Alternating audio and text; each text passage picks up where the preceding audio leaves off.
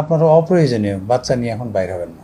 একটা জামা কেনা দরকার, 2 সপ্তাহ পরে কিনলে তো কোনো সমস্যা নেই। পানি, তরল জাতীয় খাবার একটু বেশি করে খাওয়াবেন। তো বাচ্চাকে তো বেঁধে রাখতে পারবেন না, বাচ্চা এর মধ্যে খেলবে, ওরা তো দুষ্টু, একটু খেলবে, খেললে কি হবে, লবণ পানির ঘাটতি হবে। শুধু ঘাম দিয়ে যে পরিমাণ পানি চলে যাবে, তো মায়ের দেখে পানি, কিন্তু পানির মধ্যে তো, ঘামের মধ্যে তো শুধু পানি না, লবণ আছে। সেই জন্য আপনারা একটু লবণ পানির শরবত খাবেন, বা ওআরএস, যেসব বাচ্চা ওআরএস খায়, অথবা ডাব থাকলে ডাব সবসময় নাও পেতে পারেন, কিন্তু ওআরএস খুব ইজি।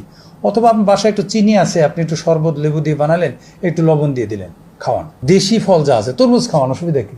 আপনি একটা বেল কিনেন, সবাই মিলে একটা বেলের শরবত করে খান, সমস্যা নেই। তো বাচ্চাদের কিন্তু একটু আপনাকে রুচিকর করে দিতে হয়, নাহলে সব জিনিস খেতে চায় না। পেয়ারা খান, এরকম ফ্রুটস জাতীয় জিনিস যেগুলোতে পানি আছে এগুলি খান। একটু ছায়াযুক্ত জায়গায় যতটুকু পারা যায় বাচ্চাকে খেলতে দিবেন, যারা যেন একটু ছায়াযুক্ত জায়গায় যায়। বেশি কাপড় চোপড় পরানোর দরকার নাই। যদি কোনো ধরনের সিমটম দেখেন যে বাচ্চা খুব টায়ার্ড ফিল করছে, চোখটা গর্তের মধ্যে চলে গেছে, পেশাবের রংটা হলুদ হচ্ছে, তাহলে যেন ইমিডিয়েটলি ওই লবণ পানির ঘাটতিটা পূরণ করে। গরমে কিছু কিছু কমন ডিজিজ হচ্ছে, যেমন নিউমোনিয়া হচ্ছে, ঠান্ডা গরম থেকে ঠান্ডা লেগে যাচ্ছে, এইসব জিনিসে একটু কেয়ারফুল থাকতে হবে।